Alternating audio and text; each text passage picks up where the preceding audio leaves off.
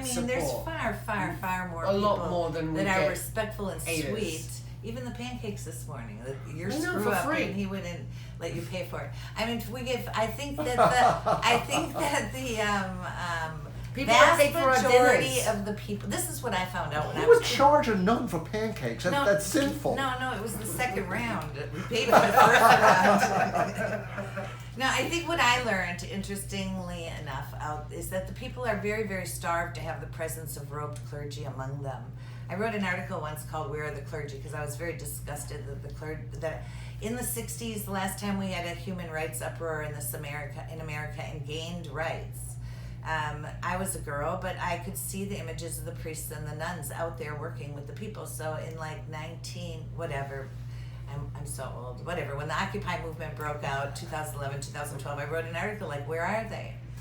And I learned that the average age of a new Catholic nun back then, we're talking like 6-7 years ago, is 78 years old. And the average age of an existing nun in America is 84, 85 years old.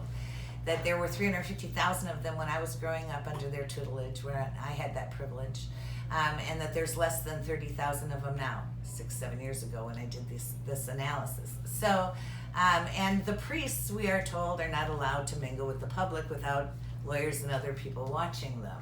So that's where they are. So what was surprising to me is that the public would be, sister, it's so nice to see you, in the early days. You know, I had the Catholic nuns when I was a kid, and I would say, well, we're not one of those. And then, well, who are you? Well, I'm just a protest individual, Sister Aquila. Well, I don't care. I want to tell you the story anyway.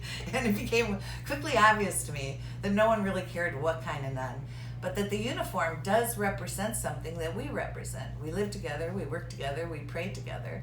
We have a code we live by. We have a set of vows we take.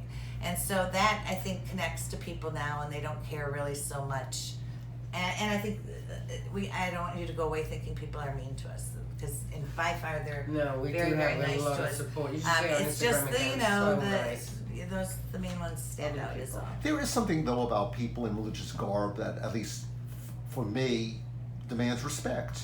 My daughter was just in Jerusalem for a couple of months, and do the ultra-Orthodox demand respect? Perhaps not, but they're in their robes. They're wearing their fur hats. It's very it's a difficult outfit, and yet that's not comfortable. I would not be disrespectful to them. No, and here's the thing, here's the thing: we've come.